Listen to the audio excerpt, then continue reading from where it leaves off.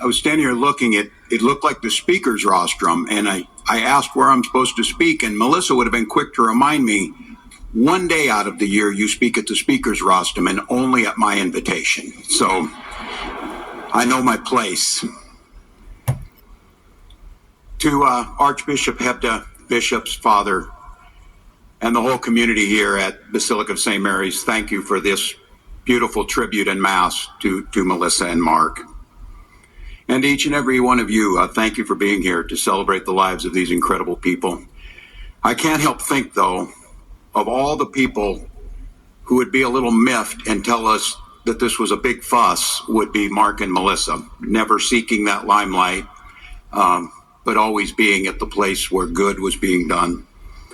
To Mark and Melissa's families, thank you for the opportunity to share a few words about my friends, Mark and Melissa. To Harry and Linda and Carol and Ruth, the entire state of Minnesota is grieving with you. You obviously raised remarkable people. And so did Mark and Melissa. Colin and Sophie, I can't imagine, I've had the opportunity to be around you these last few weeks, what it's been like. But you've heard from others today, the grace and courage that these two young people have shown through this awful time has made it easier for the entire state and nation. It's easy to see why your parents never stop bragging about you. I'll hear it to the end of days talking about Sophie Hortman. Sophie Hortman she always used your last name like I didn't know who she was talking about. And Sophie Hortman said this. I said, I know Sophie's your daughter. And she never ceased to do that. You are amazing reflections of Mark and Melissa.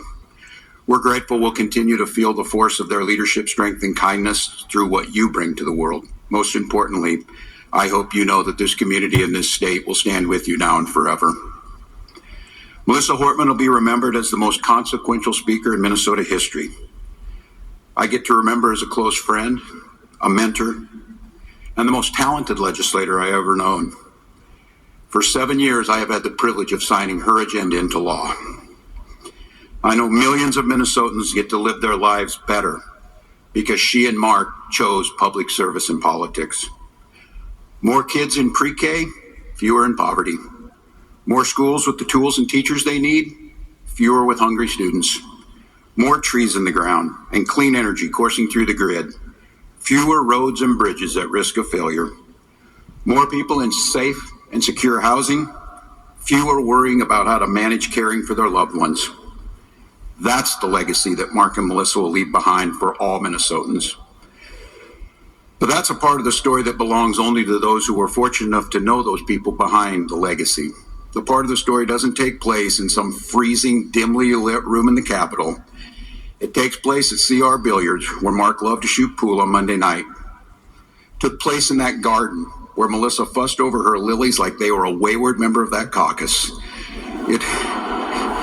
It took place in that kitchen where Mark fed his sourdough starter, Melissa mixed the margaritas and baked the cakes, and Gilbert sat there begging for scraps, and the sound of that kitchen filled with laughter. I think all of you know Melissa was an extraordinary legislator, and Mark was her proudest supporter. He was there in her early electoral defeats to the height of her power as speaker. But it's easy sometimes to forget, for all its significance, politics is just people. That's all it is. Just a bunch of human beings trying to do the best they can. Melissa understood that better than anybody I knew. She saw the humanity in every single person she worked with, and she kept things focused on the people she served. Her mission was to get as much good done for as many people as possible.